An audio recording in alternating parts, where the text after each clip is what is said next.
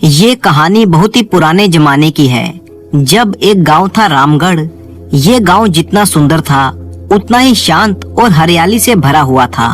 इस गांव में नंदू नाम का एक लड़का अपनी बूढ़ी माँ सावित्री के साथ रहता था। नंदू उसका इकलौता बेटा था, ना कोई बहन ना कोई भाई। उसके पिता की मृत्यु बहुत पहले ही हो चुकी थी, जिनके जाने के बाद केवल माँ और बेटा ही बचे थे। उनका घर बहुत बड़ा तो नहीं था, लेकिन ठीक ठाक था। रसोई से लगे हुए 2 कमरे, एक आंगन और पीछे एक बागीचा भी था। उनके पास खेती की अच्छी खासी जमीन थी, लेकिन परेशानी ये थी कि घर में कोई कमाने वाला नहीं था। सिर्फ बूढ़ी माँ सावित्री ही थी। वो जो कुछ भी करती उसी में गुजारा चलता। सावित्री ने अपने बेटे को बड़े ही लाड प्यार से पाल पोस कर बड़ा किया। अपने खून पसीने से उसे सींचा। किसी चीज की उसे कभी कोई कमी नहीं होने दी। लेकिन नंदू एक बहुत ही भोला भाला और सीधा साधा लड़का था। हालांकि वो बेवकूफ नहीं था। उसे जितना काम कहा जाता वो उतना ही करता। गांव के लोग उसके इस सीधेपन और भोलेपन का पूरा फायदा उठाते थे, जिसके कारण नंदू का नुकसान हो जाता था। अब उसकी माँ सावित्री की चिंता और भी बढ़ गई थी। वो दिन रात बस यही सोचती रहती कि किसी तरह से उसके बेटे की शादी हो जाए। क्या कोई लड़की इससे शादी करेगी? अगर इसका घर ना बसा तो मेरी जमीन जायदाद और मेरे कुल का क्या होगा? क्या ये सब कुछ खत्म हो जाएगा? गांव में एक आदमी था जिसका नाम था शशिकांत बाबा। वो गांव का सरपंच था। उम्र में वो लगभग 55 साल का था। वो बहुत ही चालाक और लालची किस्म का आदमी था। उसकी नजरें सावित्री की जमीन पर लगी रहती। शशिकांत जानता था कि अगर नंदू की शादी हो गई तो घर में बहू आ जाएगी और वो जमीन जायदाद की देखभाल करेगी, और तब उसे कभी भी सावित्री की संपत्ति हड़पने का मौका नहीं मिल पाएगा। इसी डर से उसने सोच लिया था कि वो कभी भी नंदू की शादी नहीं होने देगा, क्योंकि वो सोचता था कि आजकल के लोग लड़के की बुद्धि या उसका बर्ताव नहीं, बल्कि उसकी जमीन और घर देखते हैं। नंदू भले ही सीधा साधा और भोला है, लेकिन उसके पास जमीन और घर है। और सबसे बड़ी बात तो ये है कि वो इकलौता है। लड़की वालों के लिए तो यही सब कुछ होता है। इधर सावित्री की समझ में भी आ गया था कि अगर बेटे की शादी में सबसे बड़ी कोई रुकावट है तो वो है शशिकांत बाबा। शशिकांत दिन रात बस यही चाल चलता रहता कि किसी भी तरह से नंदू का किसी घर से रिश्ता ना जुड़े। एक दिन सावित्री बहुत ही परेशान बैठी हुई थी कि तभी उसे एक पुराना नाम याद आया, हरिशंकर नाई का। वो सोचने लगी कि मेरे नंदू की अगर कोई शादी करवा सकता है तो वो सिर्फ हरिशंकर नाई है। ये वो लड़का था जो बचपन में उसे मौसी कहकर बुलाता था, और सावित्री उसे बहुत ही प्यार भी करती थी। उसकी माँ कभी सावित्री की बचपन की सहेली हुआ करती थी। लेकिन हरिशंकर के जन्म के कुछ ही दिनों के बाद वो भगवान को प्यारी हो गई। तब सावित्री ने ही उसे पाला पोसा था, और अब वो सावित्री को अपनी माँ की तरह मानता था। अब भले ही वो खुद एक घर गृहस्थी वाला जिम्मेदार आदमी बन चुका हो, लेकिन अभी भी जब वो मौसी से मिलने आता तो वही पुराना अपनापन उसके चेहरे पर दिखाई देता। और सावित्री को मौसी कहकर आवाज लगाना वो आज भी नहीं भूलता था। बचपन में जब भी कभी उसका मन उदास होता तो वो सावित्री के घर चला आता और कई कई दिनों तक वहीं पर रहता था। आज उसके जीवन की व्यस्तता बढ़ गई थी, लेकिन फिर भी मौसी के लिए उसके मन में वही प्यार और वही सम्मान था। एक दिन मौसी ने किसी से कहलवा कर हरिशंकर नाई को अपने घर बुलवाया। हरिशंकर आया तो सावित्री ने मुस्कुराते हुए चुटकी ली। बेटा, तुम तो अपनी मौसी को बिल्कुल भूल ही गए हो। अब तो तुम गलती से भी यहाँ पर नहीं आते। हरिशंकर झेप गया और बोला, मौसी कैसी बातें करती हो? मैं आपको भला कैसे भूल सकता हूँ, लेकिन क्या करूँ, घर में तुम्हारी बहू है जो बैठने ही नहीं देती। दिन भर बस कमाई के चक्कर में ही घूमता रहता हूँ। अब वो बचपन के दिन तो रहे नहीं। सावित्री ने कहा, बेटा तू तो जानता है कि मेरा बेटा नंदू कितना भोला और सीधा है। सच कहूँ तो एकदम गाय है। मेरे पास जमीन है, बागीचा है, लेकिन उसकी शादी नहीं हो पा रही। अगर कोई रिश्ता आता भी है तो गांव का रमाकांत सरपंच और उसके नौकर कोई ना कोई टांग अड़ा देते हैं। अब तो उस रमाकांत की नजरें दिन रात मेरी जमीन पर लगी रहती हैं और उसका वो नौकर पूरे गांव में घूम घूम कर सबकी खबर लेता रहता है। ये कहते कहते सावित्री भावुक हो गई और बोली, अब मेरे पास कोई और सहारा तो है नहीं, तू ही मेरा आखिरी सहारा है। तू चालाक है, समझदार है, कई गांव में तेरा आना जाना है, सब जगह तेरा रसूख है, तू चाहे तो नंदू का विवाह करवा सकता है। हरिशंकर ने सिर झुकाया और बोला, मौसी, नंदू का विवाह आसान नहीं है, लेकिन तू मेरी मौसी है और तेरी चिंता अब मेरी जिम्मेवारी है। मैं जानता हूँ कि मुझे इस काम में जी जान से लगना पड़ेगा। बस एक हफ्ते के लिए मैं घर में राशन पानी का इंतजाम कर लूँ, फिर मैं तेरे काम में लग जाऊंगा। सावित्री ने अपनी संदूकची में से एक पोटली निकाली जिसमें 30 चांदी के पुराने सिक्के थे। ये ले बेटा, तेरे 1 महीने के राशन का इंतजाम मैं कर देती हूँ। ये 30 सिक्के हैं, अभी तू इतने ही रख ले। जब नंदू की शादी हो जाएगी तो मैं तुझे इतना इनाम दूंगी कि तू जीवन भर अपनी मौसी को याद रखेगा। हरिशंकर नाई ने अपनी मौसी सावित्री से वो सिक्के लिए और विदा हुआ। उसके मन में अब एक ही लक्ष्य था, नंदू की शादी हर हाल में करवानी है। वो बहुत ही सोच विचार करता हुआ इसी दिशा में आगे बढ़ रहा था। उसे एक नाम याद आया जिससे उसका पुराना परिचय था और वो था गांव कुंदनपुर। उस गांव में एक वृद्ध दंपत्ति रहते थे, रामदयाल और कौशल्या। उनके साथ उनकी इकलौती बेटी सरोज भी थी। सरोज बहुत ही सुंदर, होशियार और तेज दिमाग वाली लड़की थी, लेकिन उसकी किस्मत खराब निकली। सरोज का विवाह तो हो गया, लेकिन गोना होने से पहले ही उसके पति की मृत्यु हो गई और इस तरह से वो बिना ससुराल गए ही विधवा बनकर रह गई। पुराने जमाने में विधवा का जीवन मानो एक सजा होता था। वो ना तो किसी त्योहार में शामिल हो सकती थी, ना कोई रंग बिरंगा वस्त्र पहन सकती थी। खुलकर हंसने पर भी उसे ताने ही मिलते थे कि देखो अभी तो हंस रही है, जैसे अपने पति को खा गई हो। लोग उसके हर काम में नुक्स निकालते थे। हरिशंकर सरोज को पहले से ही जानता था और वो जानता था कि सरोज ना सिर्फ समझदार बल्कि बहुत ही संस्कारी, मेहनती और होशियार भी है। हरिशंकर ने मन में ये ठान लिया था कि मैं इस लड़की की किस्मत बदल कर रहूंगा। अगर नंदू का विवाह इससे हो जाए तो ये रानी बनकर रहेगी। 50 बीघा जमीन कोई कम नहीं होती, लेकिन इस काम में एक मुश्किल थी। मौसी सावित्री को ये नहीं बताया जा सकता था कि लड़की विधवा है, वरना वो कभी नहीं मानती। अब अगली चुनौती थी लड़की के माता पिता को कैसे मनाया जाए, क्योंकि उस समय समाज में विधवा के पुनर्विवाह को बुरा माना जाता था। हरिशंकर जब ये सब कुछ सोच रहा था तो उसकी आंखें भर आई। सोचने लगा आखिर कसूर क्या था उस बेचारी का। हरिशंकर को लगा कि अगर इस लड़की की शादी नंदू से हो जाए तो उसका भविष्य संवर जाएगा, 2 परिवारों की तकदीर बदल जाएगी।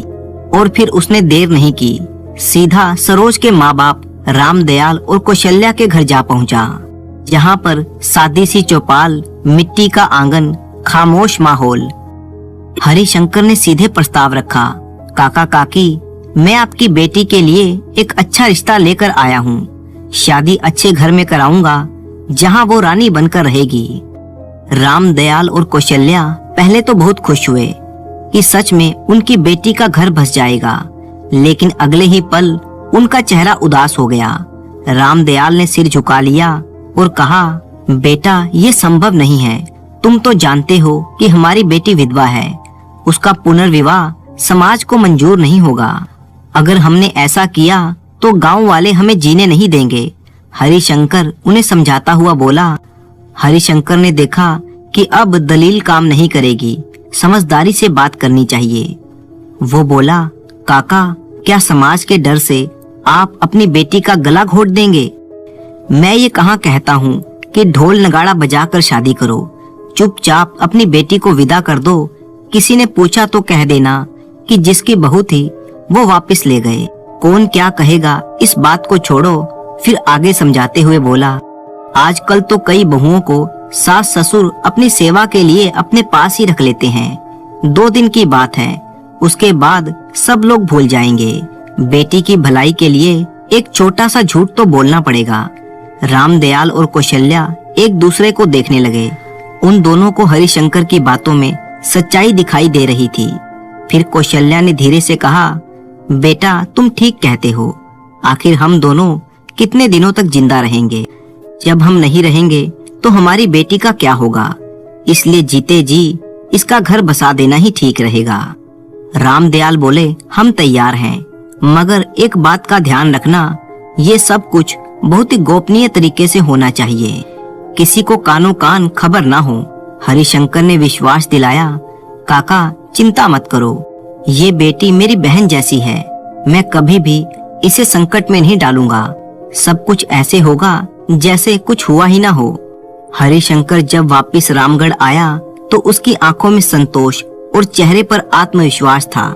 जैसे ही उसने मौसी सावित्री के आंगन में कदम रखा, उसने मुस्कुराते हुए मौसी से कहा, मौसी मैं लड़की देख कर आया हूँ, बहुत ही अच्छी है, अब तुम शादी की तैयारी शुरू करो। सावित्री की खुशी का तो कोई ठिकाना ना रहा। जैसे बरसों से सूखी पड़ी आत्मा को अचानक ठंडी बौछारें मिल गई हों। वो झट से बोली, बेटा हरिशंकर तू एक काम और कर दे, ढोल नगाड़े वालों को भी तू तय कर दे। शुभ काम में ढोल नगाड़े तो बजने ही चाहिए।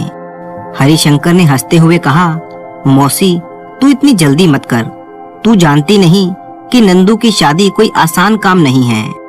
अगर शशिकांत और उसके चमचों को भनक लग गई तो सारी योजना पर वे लोग पानी फेर देंगे। लेकिन तू चिंता मत कर, एक बार बहू घर में आ गई तो फिर कोई भी कुछ नहीं कर सकेगा। उसके बाद तो तुम रोज मंगल गीत गाओगी और बहू के साथ घर का सुख भोगोगी। बस शादी से पहले मैं जो कहता हूँ वैसा ही करना। सावित्री सिर हिलाते हुए बोली, बेटा तू तो बहुत चतुर है, समझदार है, जैसा तू ठीक समझे मैं वैसा ही करूंगी। हरिशंकर ने कहा, मौसी मैं नंदू को साथ लेकर जाऊंगा, लेकिन ध्यान रहे कि वहाँ पर वो कोई बेवकूफी नहीं करेगा। अगर वहाँ पर उसने कुछ उल्टा सीधा कर दिया तो मेरी सारी मेहनत बेकार हो जाएगी। बस उसे चुप रहना है और एकदम शांत, बाकी मैं सब कुछ संभाल लूंगा। सावित्री ने नंदू को समझाया और नंदू को भी बात समझ में आ गई। वो भोला जरूर था लेकिन मूर्ख नहीं था। उसे भी समझ में आ गया था कि अगर कुछ गड़बड़ हो गई तो शादी हाथ से निकल जाएगी। आखिरकार शादी का लड्डू कौन नहीं खाना चाहता।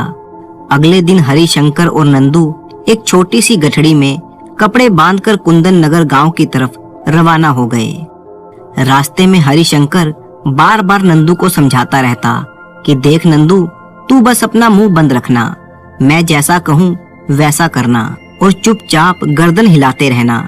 इस बार तो सचमुच नंदू किसी वफादार नौकर की तरह हरिशंकर की हर बात मान रहा था। जब वे लोग सरोज के घर पहुँचे तब रात हो चुकी थी। सरोज और उसके माता पिता ने उनका बहुत ही आदर सत्कार किया, अच्छा भोजन करवाया, आराम से उन्हें बिठाया। उन्हें इस बात से कोई फर्क नहीं पड़ता था कि नंदू एक सीधा साधा आदमी है या तेज तर्रार। उन्हें तो बस अपनी बेटी के लिए एक सुरक्षित और सम्मानजनक घर चाहिए था और वो मिल गया। अगले ही दिन सुबह होते ही चुपचाप सरोज की विदाई कर दी गई। कोई शोर शराबा नहीं, कोई बारात नहीं, सब कुछ बिल्कुल गुपचुप तरीके से किया गया। जब वे तीनों हरिशंकर, रघु और सरोज रामगढ़ गांव में पहुंचे तो सावित्री ने पहली बार अपनी बहू सरोज को देखा तो उसकी सुंदरता, शालीनता और संस्कार देखकर सावित्री की आंखों में आंसू आ गए। उसने तुरंत अपनी संदूकची खोली और सोने चांदी के गहनों से उसने अपनी बहू को लाद दिया। फिर खुश होकर हरिशंकर से बोली, बेटा तूने मेरी जिंदगी की सबसे बड़ी चिंता दूर कर दी।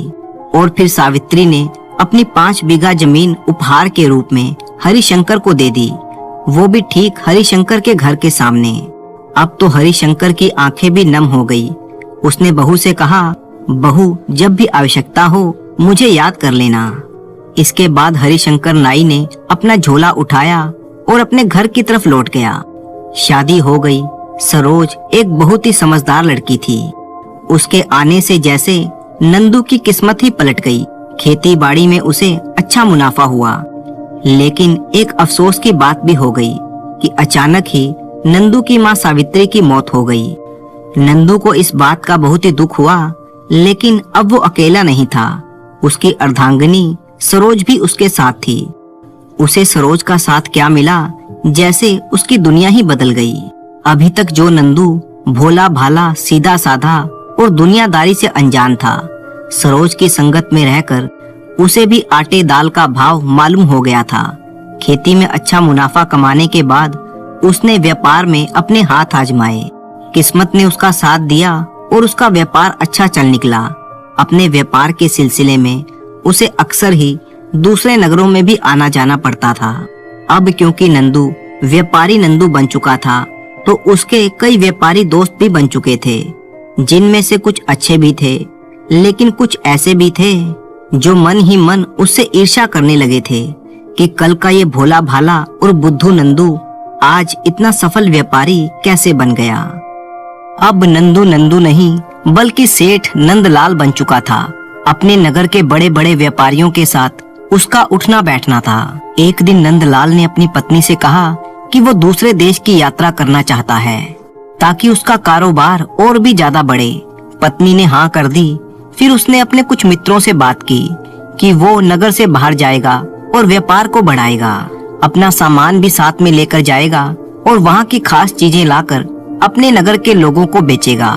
उसके मित्रों ने हाँ कर दी। इसी बीच यहाँ के कारोबार को चलाने की जिम्मेवारी उसने अपने एक व्यापारिक मित्र, जिसका नाम पुरुषोत्तम था, उसको दे दी और कहा कि वो पूरा हिसाब किताब बनाए रखे। जो भी मुनाफा हो वो उसकी पत्नी को दे दिया करे। पुरुषोत्तम इस बात पर मान गया। एक सप्ताह के बाद नंदलाल अपने एक नौकर और घोड़ों पर सामान रखवाकर अपनी यात्रा पर निकल गया। उसकी यात्रा लंबी थी, कठिन थी, लेकिन खैर नदी नालों और दुर्गम रास्तों को पार करता हुआ वो दूसरे देश में जा पहुंचा। वहां पर व्यापार की असीम संभावनाएं थी। वो वहां पर रुका, उसने कठिन परिश्रम किया और फिर अपने कारोबार के काम में वो व्यस्त हो गया। कुछ ही दिनों में नंदलाल ने खूब सारा धन कमा लिया। इधर उसका मित्र पुरुषोत्तम उसके कारोबार को हड़पने के लिए षड्यंत्र रचने लगा था। असल बात तो ये थी कि पुरुषोत्तम गांव के सरपंच शशिकांत का दूर का रिश्तेदार था और उन दोनों ने मिलकर ही नंदलाल के व्यापार को हड़पने की योजना बना ली थी। पुरुषोत्तम ना तो नंदलाल की पत्नी को मुनाफे के पैसे देता और ना ही कोई हिसाब किताब रखता। नंदलाल की पत्नी सरोज ने शहर के कोतवाल के पास जाकर इस बात की शिकायत की, जिसके कारण पुरुषोत्तम उससे और भी नाराज हो गया। उसने नंदलाल की पत्नी को मरवाने की योजना बना ली, क्योंकि उसके जीवित रहते वो सारा कारोबार नहीं हड़प सकता था। उसने अपने खास नौकर को गुप्त रूप से बुलाया और सरोज को नदी में डुबोने की योजना बताई। उसने अपने नौकर से कहा कि जब सरोज सुबह सुबह नदी के पास वाले मंदिर में जाकर पूजा करती है, तो वापसी के समय वो नदी के घाट पर जरूर जाती है। उस समय नौकर उसे उफनती हुई नदी में किसी तरह से धक्का दे दे। अब नौकर मौके की तलाश में था। जैसे ही सरोज मंदिर से वापस आई और नदी के घाट पर पहुंची, तो पीछे से आकर नौकर ने जोर से उसे धक्का दे दिया। सरोज चिल्लाई, वो पानी में गिरी और पानी के बहाव के साथ ही वो बहती चली गई।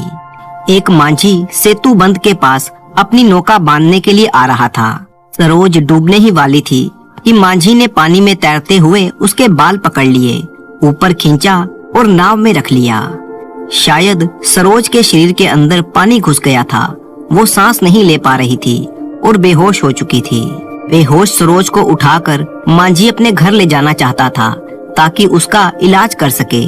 मगर जैसे ही उसने सरोज के गले में आभूषण देखे, तो वो समझ गया कि ये महिला जरूर किसी धनवान घर की है। ये कौन हो सकती है, लेकिन इसको बचाना तो पड़ेगा ही। मांझी नाव को गांव की तरफ ले जाने लगा। उसका चप्पू तेज तेज चल रहा था। गांव के पास पहुंचते ही उसने नाव को किनारे से बांधा और बेहोश सरोज को उठाकर अपने घर ले आया। उसने सरोज को बिस्तर पर लेटा दिया और अपनी पत्नी को पुकारने लगा। उसकी पत्नी भागती भागती आई। पत्नी ने पूछा, कौन है ये, किसकी लाश उठा लाए हो? मांझी बोला, ना जाने कौन है, मैंने डूबते देखा, पानी में सिर्फ इसके बाल नजर आ रहे थे, बड़ी ही मुश्किल से निकाल कर लाया हूँ। और उसके बाद मांझी और उसकी पत्नी सरोज को होश में लाने की कोशिशें करने लगे। कि कोशिशें सफल हो गई और कुछ देर बाद जैसे सरोज एक बार फिर से जिंदा हो गई हो। मांझियों की बस्ती में सब जान गए कि एक डूबती हुई महिला को बचाया गया है। कुछ ही दिनों के बाद सरोज बिल्कुल ठीक हो गई। उसने मांझी और उसकी पत्नी को बताया कि वो कौन है और उसके पति का मित्र कैसे कैसे षड्यंत्र रचने लगा था। इस पर मांझी की पत्नी ने कहा कि तुम्हें अभी अपने शहर वापस नहीं लौटना चाहिए, वहाँ पर तुम सुरक्षित नहीं हो, इसलिए जब तक तुम्हारा पति नहीं आता तुम यहीं पर रहो। सरोज उन दोनों का धन्यवाद देते नहीं थकती थी। वो उनके कामों में उनका हाथ बटाने लगी। कभी चप्पू ठीक करती, कभी खाना बनाती, तो कभी गेहूं पीसने लगती। एक दिन वो झोपड़ी के बाहर बैठी हुई थी कि तभी वहाँ से गांव का सरदार अपने घोड़े पर आया। उसने सरोज का सुंदर रूप देखा तो घोड़े से उतरकर उसके नजदीक आया और बोला, तुम यहाँ की तो नहीं लगती। हाँ, मैं किसी दूसरी जगह से आई हूँ। तुमने मांझी से ब्याह किया है क्या? नहीं तो? फिर तो तुम सरदार की रानी बनोगी। और फिर सरदार ने उसका हाथ पकड़ लिया और उसे जबरदस्ती घोड़े पर बिठाने लगा। सरोज चिल्लाई तो अंदर से मांझी की पत्नी बाहर आ गई। वो सरदार के पास आई और कहने लगी, सरदार इसे छोड़ दीजिए, ये एक भली औरत है। सरदार ने कहा, तभी तो मैं इसे ले जा रहा हूँ। और इसके बाद सरदार उसे जबरदस्ती घोड़े पर बिठाकर अपने साथ ले गया। सरदार का घर छोटी सी पहाड़ी पर था। उसने सरोज को अपने आंगन में बनी हुई एक कोठड़ी में बंद कर दिया और बाहर से सांकल चढ़ा दी। कहने लगा, कल ही तुम्हारे साथ ब्याह करूंगा और फिर अपनी रानी बनाकर रखूंगा। ये कहकर वो अपने मकान के अंदर घुस गया। कोठड़ी के अंदर सरोज रोती और सिसकती हुई रह गई, मगर उसकी सहायता यहाँ पर भला कौन कर सकता था। शाम के समय सरदार की एक नौकरानी मोटे अनाज की खिचड़ी लेकर आई। सरोज ने सोचा यही मौका है यहाँ से निकलने का। उसने नौकरानी से कहा, बहन बहुत प्यास लगी है, थोड़ा पानी लाकर दोगी? नौकरानी पानी लेने के लिए दूसरी तरफ गई तो सरोज ने मौका देखकर चुपचाप बिना किसी आहट के वहाँ से निकलने का रास्ता ढूंढा। वो आंगन से बाहर आई, पेड़ों के पीछे छिप छिप कर वो पहाड़ी से उतरने लगी। उसका दिल धड़क रहा था कि कहीं सरदार उसे ढूंढता हुआ बाहर ना आ जाए और दोबारा उसे पकड़ ना ले। उधर दूसरे देश में नंदलाल अपनी पत्नी के लिए आभूषण खरीद रहा था और अब उसका कारोबारी सफर पूरा हो चुका था और वो अब वापसी की तैयारी पर था।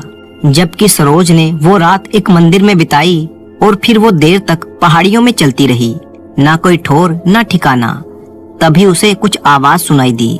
देखा तो दूर से घोड़े पहाड़ी रास्ते पर चले आ रहे थे। हांफती हुई सरोज वहां पर रुक गई। घोड़ों पर सामान लदा हुआ था। घोड़ों को हाँकता हुआ एक आदमी आ रहा था। जब उसने सरोज को देखा तो वो रुक गया और पूछा, कहाँ जाना है बहन? सरोज ने कहा, इस जंगल से बाहर कहीं भी ले चलो, किसी गांव में, किसी बस्ती में। आदमी बोला, मुझे सामान लेकर उधो नगर जाना है, वहां तक पहुंचते पहुंचते शाम हो जाएगी। कोई बात नहीं, क्या तुम मुझ पर विश्वास कर सकोगी? क्यों नहीं, तुम एक अच्छे आदमी लगते हो। तुम भी एक भली औरत लगती हो, मगर शायद दुखियारी हो।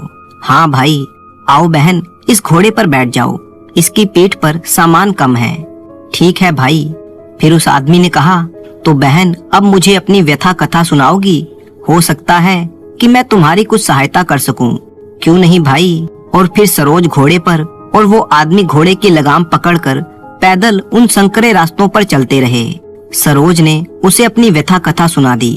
दोपहर को उस आदमी ने घोड़े रोके और एक छायादार पेड़ के नीचे बैठकर बाजरे की रोटियां सरोज को दी। बोला, बहन इसमें रोटियां हैं, मैं तो यही खाता हूँ, तुम्हें भूख लगी है तो तुम भी खा लो। भूखी सरोज को वो रोटियां किसी दावत से कम न लगी। उन सूखी रोटियों में स्वाद था और ताकत भी। रोटी खाकर सरोज तृप्त और संतुष्ट हुई। आदमी बोला, बहन मैं तो उधो नगर पहुंचकर सामान उतरवा कर घोड़ों को घुड़साल में रखूंगा और फिर घोड़े वालों के लिए जो कमरा बना है उसमें सो जाऊंगा। बाकी घुड़सवार भी वहीं पर आकर सोते हैं और फिर अगले दिन अपने अपने घरों को चले जाते हैं। सरोज ने कहा, उस विश्राम गृह के अलावा वहाँ पर कोई धर्मशाला नहीं है? आदमी बोला, वहाँ पर एक मठ है जहाँ पर साधु और सन्यासी रहते हैं। तो भाई तुम मुझे वहीं पर छोड़ देना। ये कहकर वो घोड़ों की तरफ आई और फिर दोनों ने आगे की यात्रा आरंभ कर दी। दूसरी तरफ प्रदेश से बाहर निकलने की तैयारी में जुटा हुआ नंदलाल बहुत ही खुश था। उसने सोने की मोहरों की एक थैली रखी, रेशम और पाट के कीमती वस्त्र अलग से रखे और वहाँ के व्यापारियों को धन्यवाद देता हुआ वो अगले दिन सुबह सुबह अपने देश लौटने के लिए निकल पड़ा। इधर जब सरोज उस मठ में पहुंची तो मठाधीश ने एक सन्यासिन से कहा कि सरोज को सभी नियम बताए जाएं और इसे अपने साथ ले जाओ, जहाँ पर और भी सन्यासिनें रहती हैं। सरोज सन्यासिनों के साथ मठ में बने हुए एक मकान में गई। वहाँ पर उसे और भी स्त्रियां दिखाई दी जो किसी धार्मिक ग्रंथ को पढ़ रही थी। सन्यासिनी ने सरोज को गेरुए वस्त्र पहनाए और एक विशाल कक्ष में ले गई।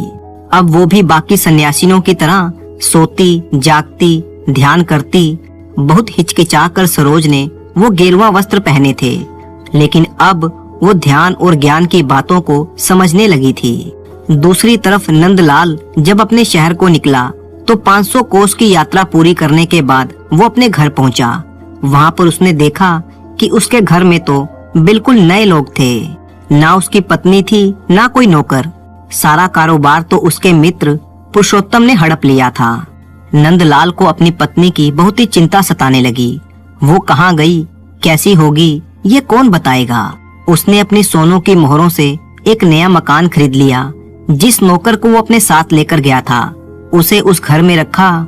जो कीमती चीजें वो अपने साथ लाया था उन्हें संभाल कर रखा और फिर सरोज को ढूंढना शुरू किया। उसने अपने पड़ोसियों से, रिश्तेदारों से और कुछ खास दोस्तों से पूछा तो पता चला कि वो देवी के मंदिर गई थी और तब वहीं पर कोई ऐसी घटना घटी जिसका किसी को पता नहीं है, क्योंकि वो मंदिर से लौटकर वापस नहीं आई। नंदलाल देवी मंदिर के पुजारी से मिला। पुजारी ने कहा कि पिछले 8 महीनों से वो मंदिर में नहीं आई है, मगर उसे विश्वास है कि वो जिंदा है। पुजारी ने उसे उत्तर दिशा में जाकर ढूंढने के लिए कहा। इसलिए नंदलाल त्रिकुटा की पहाड़ियों को पार करता हुआ घाटी में जा पहुंचा और किसी अनजान स्त्री के बारे में स्थानीय लोगों से पूछताछ करने लगा, मगर उसे कुछ भी पता न चला। इधर नंदलाल के नौकर को वो आदमी मिला जिसने सरोज को पानी में धक्का दिया था, क्योंकि वो उसी का दोस्त था। उसने नंदलाल के नौकर को सब कुछ बता दिया और ये भी बता दिया कि किस तरह से वो पछतावे की अग्नि में जल रहा है। ग्लानी ने उसे अंदर ही अंदर भस्म कर डाला है, क्योंकि उसने एक निर्दोष स्त्री को बिना कारण के अपने लालची मालिक के कहने पर नदी में डुबो दिया था। इधर ढूंढते ढूंढते नंदलाल उधो नगर पहुंच गया। अब वो निराश हो चुका था। उसने तय कर लिया कि कल वो इस क्षेत्र से बाहर निकल जाएगा। वो एक पेड़ के नीचे बैठा हुआ आराम कर रहा था। उसके पास धन तो था, मगर मन की शांति नहीं थी। वो अपनी पत्नी को ढूंढते ढूंढते थक चुका था कि तभी सन्यासियों की एक टोली वहां से गुजरी। उनमें से एक भिक्षुक सामने आया और भिक्षा का पात्र सामने किया। नंदलाल ने चांदी का एक सिक्का उसके पात्र में डाला। भिक्षुक ने कहा, इसका वो क्या करेगा? अगर कुछ फल इत्यादि है तो दे दो। नंदलाल ने कहा, वो तो खुद भूखा है, अन्न या फल कहाँ से लाएगा? इस पर भिक्षुक ने उसे मठ का रास्ता दिखाया और फिर भिक्षुकों की टोली अपने भिक्षा पात्र को लिए हुए दूसरी दिशा में चली गई। नंदलाल उस मठ के पास पहुंचा तो उसने अपने घोड़े को बाहर बांधा और मठाधीश के पास जाकर उसे प्रणाम किया। मठाधीश ने कहा, वत्स, तुम भूखे लगते हो। जी महाराज। मठाधीश ने एक सन्यासी को बुलाया और कहा कि नंदलाल को अच्छे से भोजन करवाया जाए। नंदलाल प्रणाम करने के बाद सन्यासी के साथ एक दूसरी कुटिया में चला गया। दोपहर के बाद जब नंदलाल बाहर बंधे हुए अपने घोड़े की रस्सी खोल रहा था कि तभी सरोज ने अपने पति को देख लिया। वो समझ गई कि उसका पति ढूंढते ढूंढते यहाँ तक आ गया है। वो भागती हुई सन्यासिन के पास गई और उसे बताया कि उसका पति बाहर है। सन्यासिन ने उसी समय एक भिक्षुक को मठ के द्वार के पास भेजा और कहा कि उस आदमी को जाने ना देना। भिक्षुक ने नंदलाल को बताया कि सन्यासिन ने उसे रुकने के लिए कहा है। भिक्षुक उसे वापस कुटिया में ले आया। सन्यासीन सरोज को और भिक्षुक नंदलाल को लेकर मठाधीश के पास पहुँचे। नंदलाल ने जब अपनी पत्नी को गेरुआ वस्त्रों में देखा तो घबरा गया।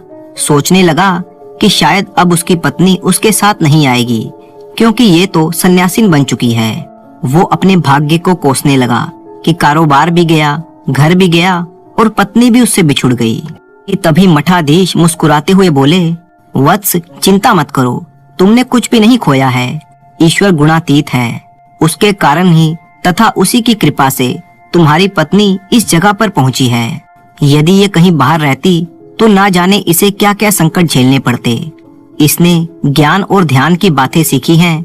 ऐसा नहीं है कि ईश्वर का ध्यान केवल धार्मिक स्थलों पर ही किया जा सकता है। यहाँ के नियम अनुशासन साधक के लिए अच्छे रहते हैं, मगर प्रभु की भक्ति तो गृहस्थी धर्म निभाते निभाते भी की जा सकती है। इस कारण से मैं तुम दोनों को आशीर्वाद देता हूँ कि तुम्हारा गृहस्थ जीवन सुखमय हो। मठाधीश का आशीर्वाद पाकर वे दोनों वहाँ से निकल गए। घर पहुँचते ही जब नंदलाल के नौकर ने अपनी मालकिन को देखा तो उसे यकीन नहीं हुआ। उसने उनको उस आदमी से मिलने की बात बताई जिसने सरोज को धक्का दिया था। उस नौकर को पकड़ लिया गया और कोतवाल के पास ले जाया गया। उसने कोतवाल को सब कुछ साफ साफ बता दिया कि ये सारा षड्यंत्र पुरुषोत्तम और उसके रिश्तेदार शशिकांत सरपंच का बनाया हुआ था। कोतवाल उन दोनों को पकड़कर राजा के पास ले गया और दोनों को कारागार में डालने की सजा दे दी गई। नंदलाल का पुराना घर अब उसे वापस मिल चुका था और उसका कारोबार भी। सरोज अपने पति के साथ वापस अपने पुश्तैनी घर में आकर रहने लगी। नौकरों और रिश्तेदारों ने उनका स्वागत किया। नंदलाल ने घर में प्रवेश करने से पहले 7 घोड़ों पर अनाज, दालें इत्यादि लदवाकर अपने चहेते नौकर को इस सामान के साथ उधो नगर के मठ में भेजा और कहा कि उस भिक्षुक को ढूंढ लेना जिसने मुझसे भिक्षा मांगी थी। उससे कहना कि तब मेरे पास अन्न नहीं था तो मैं भिक्षा पात्र में क्या डालता। नौकर ने अपने मालिक के आदेश का पालन करते हुए उधो नगर की तरफ प्रस्थान किया। बात बहुत ही पुरानी है, जब एक गांव में एक कुम्हारों की छोटी सी बस्ती थी। कुम्हारों की इस बस्ती में ज्यादा घर नहीं थे, सिर्फ 8-10 कुम्हारों के ही घर थे, जिनमें से कुछ कुम्हार घड़े बनाते थे तो कुछ मिट्टी के बर्तन, और इन्हीं को बेचकर वो अपना भरण पोषण करते थे। इसी बस्ती में लक्ष्मण नाम का एक कुम्हार रहता था। वो मेहनती होने के साथ साथ बहुत ही दयालु और ईमानदार भी था। वो घड़े बनाकर बेचता जिससे उसके घर का गुजारा चलता। इतनी आमदनी हो जाती थी जिससे 2 वक्त की रोटी आराम से खा सकें। गरीब होने के बावजूद भी लक्ष्मण के मन में दीन दुखियों और असहाय लोगों के लिए दया की भावना थी। उसके दरवाजे पर जब कोई भी साधु सन्यासी या भिक्षुक आता तो लक्ष्मण उसे खाना खिलाकर ही भेजता। इसके अलावा वो अपने काम में इतना माहिर था कि उसके बनाए हुए मटके बहुत ही मजबूत और टिकाऊ होते थे। कुम्हारों की इस बस्ती में लक्ष्मण के पड़ोस में ही एक और कुम्हार रहता था जिसका नाम था भीमा। उसका स्वभाव लक्ष्मण के बिल्कुल उल्टा था। भीमा एक नंबर का आलसी, कामचोर और बेईमान किस्म का आदमी था। वो सुबह देर तक सोता रहता और दोपहर बाद ही वो अपना काम शुरू करता। मेहनत से जी चुराना उसकी आदत थी। वो तो बस इसी फिराक में रहता कि किसी तरह से भी वो रातों रात धनवान बन जाए।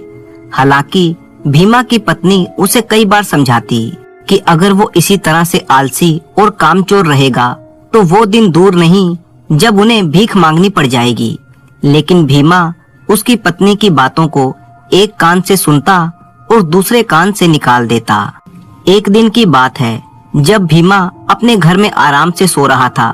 दोपहर का समय हो चुका था तो उसकी पत्नी उसे उठाते हुए कहने लगी, उठ जाइए, अब काम पर नहीं जाना क्या? हमारे पड़ोसी लक्ष्मण को देखिए, वो तो सुबह से काम में लगा पड़ा है और अब तक इतने सारे मिट्टी के घड़े भी बना चुका है, और एक तुम हो जो दोपहर होने तक भी पलंग पर ही पड़े हुए हो। भीमा ने कहा, अरे बस कर भाग्यवान, उसकी ज्यादा तारीफ मत कर। अपनी पत्नी के ताने सुनकर भीमा उठा। जब वो घर से बाहर निकला तो देखा कि उसका पड़ोसी लक्ष्मण मिट्टी के घड़े बना रहा था। भीमा सोचने लगा, अरे इस लक्ष्मण के बच्चे ने इतने सारे मटके बना भी लिए। ये बेवकूफ सुबह सुबह उठते ही काम पर क्यों लग जाता है। उसी समय एक सेठ कुम्हारों की बस्ती में आया। वो सीधा लक्ष्मण के पास जाकर रुका। लक्ष्मण से कहने लगा, क्यों भाई लक्ष्मण, क्या हाल है? ठीक है सेठ जी, बताइए कैसे आना हुआ? सेठ बोला, अगले हफ्ते मेरी बेटी की शादी है। उसमें खाने पीने के इंतजाम में लगाने के लिए मुझे तुमसे मटके बनवाने हैं। करीब 100 मटके चाहिए होंगे। ये सुनकर लक्ष्मण ने आसमान की तरफ देखा और कहा, हे प्रभु, आपका बहुत बहुत धन्यवाद। महीने भर के बाद कोई इतने मटके खरीदने के लिए आया है। लक्ष्मण ने सेठ से कहा, ठीक है सेठ जी, मैं 1 हफ्ते के अंदर आपको 100 मटके तैयार करके दे दूंगा। अभी वे दोनों बातें कर ही रहे थे कि तभी लक्ष्मण का पड़ोसी भीमा वहां पर आ पहुंचा और सेठ से कहने लगा, सेठ जी, इस लक्ष्मण को रहने दीजिए। मैं आपको 80 घड़ों की कीमत में 100 घड़े बनाकर दे दूंगा, वो भी पूरे 1 हफ्ते के अंदर। सेठ ने कहा, नहीं नहीं भाई, पैसों की बात नहीं है। लक्ष्मण जो मटके बनाता है वो बहुत ही मजबूत और टिकाऊ होते हैं और ये 1 दिन में काफी माल तैयार कर लेता है। लेकिन तुम्हारे बारे में तो पूरा गांव जानता है कि तुम दोपहर को तो सोकर उठते हो, उसके बाद भी सुस्ता सुस्ता कर काम करते हो। तुम्हारे बस का कुछ नहीं है। ये सुनकर भीमा नाक भों सिकोड़ता हुआ वहां से चला गया। जब वो अपने घर में पहुंचा तो उसकी पत्नी कहने लगी, क्यों जी, करवा आए अपनी बेइज्जती? अगर तुम भी सुबह उठकर मेहनत से काम करते तो वो सेठ तुमसे ही मटके बनवाता। लेकिन तुम्हें तो रोजाना दोपहर तक सोने की आदत है, अब सोते रहो आराम से। अपनी पत्नी के ताने सुनकर भीमा आग बबूला हो गया। ये गांव महाराज चंद्रभान के राज्य का एक हिस्सा था। उनकी राजकुमारी, जिसका नाम था चित्रलेखा, एक दिन राजकुमारी की इच्छा तालाब में स्नान करने की हुई तो वो अपनी 2 दासियों के साथ तालाब पर पहुंच गई। लेकिन स्नान करने के बाद जब वो तालाब से बाहर आई तो उसको ठंड लगने लगी। ठंड से कांपते हुए वो कहने लगी, दासियों, मुझे बहुत ही ठंड लग रही है, जल्दी से आग का इंतजाम करो, नहीं तो मेरी तबीयत बिगड़ जाएगी। दासी ने कहा, राजकुमारी जी, अभी हम कुछ लकड़ियां इकट्ठी कर लेती हैं और उसमें आग लगा देंगी। आप आराम से उसके सामने बैठकर अपना शरीर ताप लीजिएगा। राजकुमारी बोली, नहीं नहीं, उसमें तो बहुत समय लग जाएगा, मुझे तो बहुत ही ठंड लग रही है। तभी राजकुमारी इधर उधर नजरें दौड़ाने लगी और उसकी नजर एक कुटिया पर पड़ी। राजकुमारी ने अपनी दासियों से कहा, वो देखो सामने वो छोटी सी कुटिया, मुझे लगता है वो बिल्कुल खाली है। तुम लोग उसमें आग लगा दो तो मैं उसके सामने बैठकर आग ताप लूंगी। दासी बोली, लेकिन राजकुमारी जी, वो कुटिया किसी गरीब इंसान की होगी। राजकुमारी ने लापरवाही से कहा, वो सब मैं देख लूंगी, तुम उसकी चिंता मत करो, जल्दी से कुटिया में आग लगा दो। राजकुमारी की आज्ञा पाकर दासियों ने 2 पत्थरों की सहायता से उस कुटिया में आग लगा दी और फिर राजकुमारी उस कुटिया के सामने बैठकर आग तापने लगी। उसका शरीर अब गर्म होने लगा था। अब उसे थोड़ी राहत सी महसूस हो रही थी। कहने लगी, अगर ये आग न जलती तो न जाने मेरा क्या होता। राजकुमारी अभी अपने शरीर को ताप ही रही थी कि तभी एक बूढ़ा सन्यासी वहां पर आया। जैसे ही उसने कुटिया को जलते हुए देखा तो उसकी आंखों से आंसू बहने लगे। वो बोला, अरे ये कैसे हुआ, मेरी कुटिया में आग किसने लगा दी? ये सुनकर राजकुमारी ने जवाब दिया, ऋषिवर, मैंने अभी अभी तालाब में स्नान किया था, जिसकी वजह से मुझे बहुत ही सर्दी लग रही थी, इसलिए मैंने आपकी कुटिया में आग लगवा दी। साधु बोला, ये तुमने ठीक नहीं किया राजकुमारी, ये कुटिया मैंने बहुत ही मेहनत से बनाई थी। राजकुमारी ने कहा, ऋषिवर, आप उसकी चिंता न करें, मैं एक राजकुमारी हूँ, मैं महाराज से कहकर आपके लिए पक्का घर बनवा दूंगी। आपको इतनी छोटी सी कुटिया में रहकर गुजारा नहीं करना पड़ेगा। राजकुमारी की बात सुनकर साधु की त्योरियां चढ़ गई और वो बोला, राजकुमारी, तुम्हें अपने राजकुमारी होने का बहुत ही घमंड है ना, तभी तो तुमने मेरी कुटिया में आग लगवा दी, ये सोचकर कि तुम मुझे इसकी जगह पर एक बड़ा सा घर बनवा दोगी। लेकिन शायद तुम्हें मालूम नहीं कि मेहनत से बनाई हुई कुटिया किसी भीख में दिए गए घर से कहीं ज्यादा मायने रखती है। मैं एक सन्यासी हूँ, मुझे बड़े घर का लालच नहीं है। जिस धन और वैभव के बल पर तुमने ये पाप किया है, वो धन और वैभव अब तुम्हारे किसी काम नहीं आएगा। ये सुनकर राजकुमारी और उसकी दोनों दासियां घबरा गई। ऋषि ने कहा, मैं तुम्हें श्राप देता हूँ राजकुमारी, जिस तरह से तुमने अपने शरीर को गर्म रखने के लिए मेरी कुटिया में आग लगा दी, अब देखना तुम्हारा ये शरीर हर समय इसी तरह से आग में तपता रहेगा। तुम्हारा धन वैभव और खजाना तुम्हारे कुछ भी काम नहीं आएगा। राजकुमारी होने के बावजूद भी तुम कुछ नहीं कर पाओगी। सन्यासी के इतना कहते ही राजकुमारी के पूरे शरीर में जलन सी महसूस होने लगी। ये देखकर उसकी दोनों दासियां भी परेशान हो गई। जल्दी से किसी तरह से रथ में बिठाकर राजकुमारी को महल में वापस लाया गया। उसे बिस्तर पर लिटा दिया गया। महाराज और महारानी अपनी बेटी को इस तरह से कष्ट में पड़ा हुआ देखकर बहुत ही परेशान हो उठे। राजा ने कहा, बेटी, तुम्हारे चेहरे पर इतना कष्ट क्यों दिखाई दे रहा है?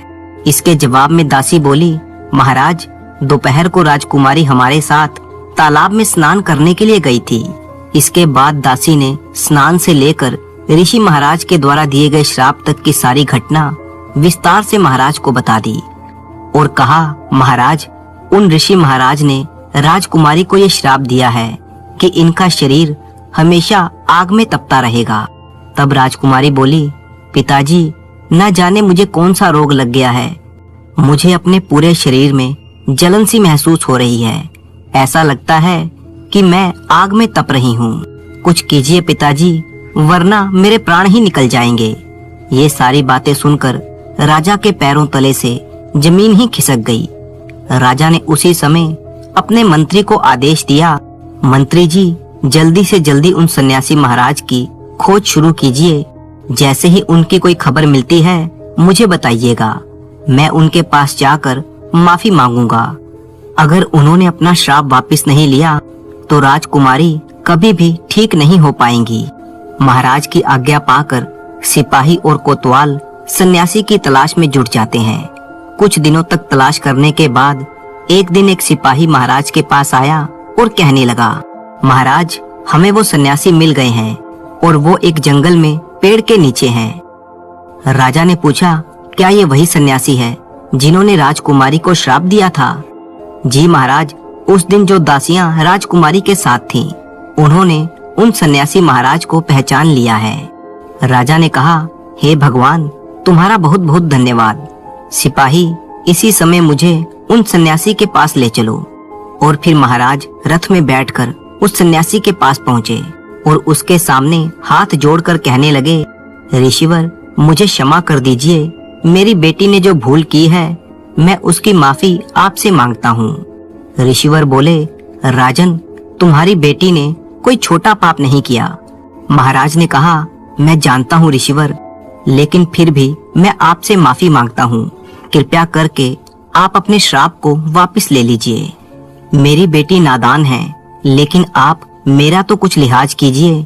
मैंने आज तक हमेशा अपनी प्रजा की सेवा की है, पूरी ईमानदारी के साथ अपने राजपाट का निर्वाह किया है, हमेशा दीन दुखियों और साधु सन्यासियों की सेवा की है। क्या मेरे उन सभी अच्छे कर्मों का यही फल होगा कि मेरी बेटी कष्ट में रहेगी? ईमानदारी और दयालुता की क्या कोई कीमत नहीं है? उसकी बातें सुनकर साधु महाराज कहने लगे, तुम्हारी दयालुता और ईमानदारी के बारे में मैंने भी सुना है। वैसे तो तुम्हारी बेटी का अपराध क्षमा करने के योग्य नहीं है, लेकिन तुम्हारे जैसे न्यायप्रिय और दयालु राजा की बात को मैं ठुकरा नहीं सकता। मैं अपने श्राप को वापस तो नहीं ले सकता, लेकिन उस श्राप से मुक्त होने का उपाय तुम्हें बता सकता हूँ। ध्यान से सुनो, क्योंकि तुम्हारी बेटी ने मेरी कुटिया जलाकर अपने शरीर को गर्म किया था, इसलिए मैंने उसे ऐसा श्राप दिया कि उसका शरीर हमेशा जलन महसूस करता रहेगा।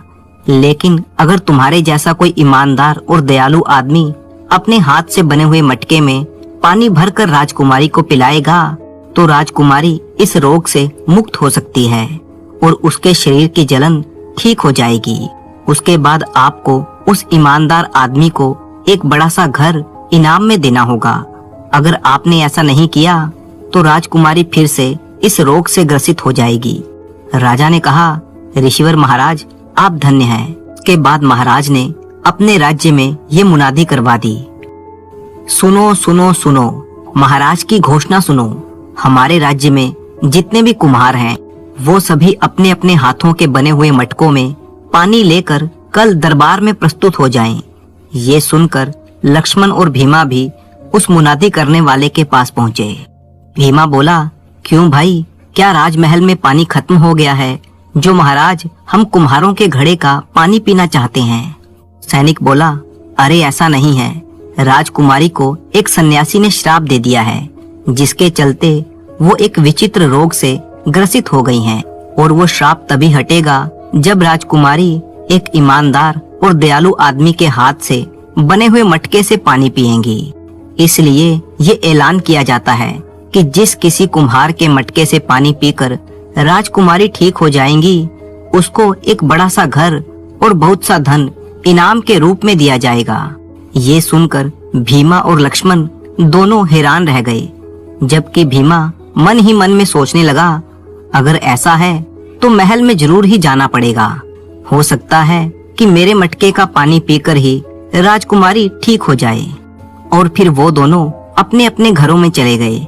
भीमा ने ये बात जब अपनी पत्नी को बताई तो वो कहने लगी, देख लिया आपने, अगर आप भी ईमानदार, मेहनती और दयालु होते तो आपके मटके का पानी पीकर राजकुमारी ठीक हो जाती और हमें एक बड़ा सा घर मिल जाता। लेकिन अब मैं क्या बोलूं? इस पर भीमा के चेहरे पर एक रहस्यमयी मुस्कान झलक आई। वो कहने लगा, अरे चाहे जो कुछ भी हो जाए, नया घर और धन तो महाराज सिर्फ मुझे ही देंगे। पत्नी बोली, मुझे तो लगता है कि तुम्हें कोई सदमा लग गया है। उस रात को भीमा अपने हाथ का बना हुआ एक मटका लेकर अपने घर से निकला। उसने देखा कि लक्ष्मण के आंगन में कुछ मटके रखे थे। वो दबे पांव लक्ष्मण के घर के आंगन में पहुंचा और वहां पर जाकर सिर्फ एक मटका छोड़कर लक्ष्मण के सारे मटके उसने फोड़ दिए और फिर उस मटके की जगह पर उसने अपने हाथ का बना हुआ मटका वहां पर रख दिया और लक्ष्मण के हाथ का बना हुआ मटका अपने घर में ले आया और फिर चुपचाप खुश होता हुआ सोने के लिए चला गया। वो सोच रहा था कि मुझे अब धनवान बनने से कोई रोक नहीं सकता। अगली सुबह राज्य के कई कुम्हार अपने हाथ में पानी का मटका लिए हुए दरबार में हाजिर हुए। राजा ने आदेश दिया, मंत्री जी, सभी कुम्हारों से एक एक करके मटका लीजिए और राजकुमारी को पानी पिलाइए। मंत्री एक एक करके सभी कुम्हारों से मटका लेता और उस मटके का पानी राजकुमारी को पिलाता, लेकिन राजकुमारी को बिल्कुल भी आराम नहीं मिल रहा था। इसके बाद मंत्री ने लक्ष्मण के हाथ से मटका लिया और राजकुमारी को पिलाया। बाकी के सभी कुम्हारों को यही लग रहा था कि अब राजकुमारी ठीक हो जाएगी, क्योंकि लक्ष्मण से ज्यादा ईमानदार और दयालु कुम्हार तो पूरे राज्य में कोई और हो ही नहीं सकता। लेकिन राजकुमारी की सेहत पर इस बार भी कोई असर नहीं पड़ा। ये देखकर सभी गांव वाले हैरान थे। तभी भीमा ने कहा, मंत्री जी, पूरे राज्य में मुझसे ज्यादा सच्चा, ईमानदार और दयालु कुम्हार तो कोई है ही नहीं। आप मेरे मटके का पानी दीजिए, राजकुमारी अवश्य ही ठीक हो जाएंगी। ये सुनकर मंत्री भीमा के हाथ से मटका लेकर उसका पानी राजकुमारी को पिलाने लगा। पानी पीते ही राजकुमारी ने कहा, पिताजी, इस पानी की एक घूंट पीते ही मेरे शरीर में हो रही जलन बिल्कुल ठीक हो गई। ये सुनकर राजा बहुत ही खुश हुआ और कहने लगा, इसका मतलब ये हुआ बेटी कि तुम्हारे ऊपर से अब श्राप का असर खत्म हो चुका है। पूरे दरबार में खुशी की लहर दौड़ गई। राजा ने मंत्री से कहा, मंत्री जी, क्योंकि इस भीमा की वजह से राजकुमारी अब ठीक हो गई है, तो इसे एक बड़ा सा घर और 1000 सोने की मुद्राएं इनाम में दी जाएं। लेकिन भीमा तो अंदर ही अंदर अपनी इस चाल को अच्छी तरह से जानता था, जबकि उसके साथ के बाकी कुम्हार हैरान थे कि आखिर ये सब कैसे हो गया। भीमा जैसा आलसी, झूठा और निकम्मा इंसान तो हमारी पूरी बस्ती में है ही नहीं, फिर भला इसके मटके का पानी पीकर राजकुमारी कैसे ठीक हो गई। सभी लोग वापस अपने अपने घरों को लौट गए। घर पहुंचकर लक्ष्मण ने ये बात अपनी पत्नी को बताई तो उसकी पत्नी हैरान थी, लेकिन लक्ष्मण पर इस बात का कोई फर्क नहीं पड़ा। वो पहले की ही तरह अपने काम में जुट गया। दूसरी तरफ महाराज के आदेश पर भीमा को एक बड़ा सा घर बनाकर दिया गया और उसे 1000 सोने की मुद्राएं भी दे दी गईं। भीमा अपनी पत्नी के साथ आराम से उस घर में रहने लगा, जबकि लक्ष्मण ने एक बार फिर से अपना काम पूरी मेहनत ईमानदारी के साथ जारी रखा। इस बात को अभी 2 ही दिन बीते थे कि एक दिन अचानक राजकुमारी की तबीयत फिर से बिगड़ गई। उसने अपने पिता से कहा, पिताजी, मेरे पूरे शरीर में फिर से आग की तरह जलन हो रही है। ऐसा लगता है कि मैं फिर से उस विचित्र रोग से ग्रसित हो गई हूँ। महाराज ने कहा, ये कैसे हो सकता है? बेटी, हमने तो उन ऋषि महाराज के आदेश के अनुसार एक ईमानदार आदमी के हाथ से बने हुए मटके से तुम्हें पानी पिलवाया था और बदले में उसे इनाम भी दिया। राजा ने उसी समय एक सैनिक को आदेश दिया कि जल्दी से भीमा कुम्हार के पास जाओ और उससे कहो कि अपने हाथ के बने हुए मटके में राजकुमारी को पानी पिलाए। सैनिक जब भीमा के घर पहुंचे तो उन्होंने भीमा से कहा, भीमा, अपने हाथ का बना हुआ मटका लो और उसमें थोड़ा सा पानी लेकर महल चलो, तुमको महाराज ने बुलाया है।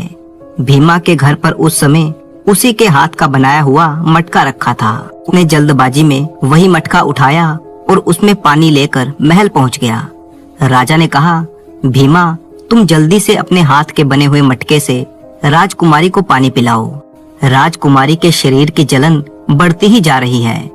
इस बार भीमा ने जैसे ही राजकुमारी को अपने मटके से पानी पिलाया तो राजकुमारी को कुछ भी राहत महसूस नहीं हुई। वो बोली, पिताजी, अभी भी मेरा पूरा शरीर आग की तरह से तप रहा है। लगता है कि मैं मर ही जाऊंगी।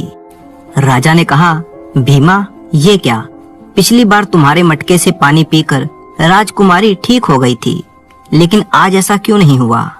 भीमा बोला, मुझे कुछ नहीं पता महाराज, मुझे इस बारे में क्या मालूम हो सकता है? अगर तुमको नहीं पता तो फिर किसे पता होगा? राजा ने अपने मंत्री को आदेश दिया, मंत्री जी, इसी समय रथ निकालिए, मैं उन सन्यासी महाराज से मिलकर इस बारे में बात करना चाहता हूँ। जब राजा ऋषि महाराज के पास पहुँचे और उन्होंने सारा हाल बताया तो सन्यासी ने कहा, राजन, मैंने आपसे कहा था कि जिस भी ईमानदार और दयालु आदमी के हाथ से बने हुए मटके का पानी पीकर राजकुमारी ठीक होंगी, आपको उसे एक बड़ा सा घर पुरस्कार के रूप में देना होगा। ऐसा ना करने पर राजकुमारी एक बार फिर से श्राप से ग्रसित हो जाएंगी। राजा ने कहा, लेकिन मैं तो उस आदमी को रहने के लिए घर और इनाम में धन दे चुका हूँ। सन्यासी बोले, क्या तुम पक्का कह सकते हो कि वो मटका उस आदमी ने ही बनाया था? अब तो महाराज का दिमाग पूरी तरह से घूम गया। वो वापस महल में पहुंचे और भीमा पर गरज कर बोले, तुम सच सच बताओ भीमा, वो मटका तुम कहाँ से लाए थे?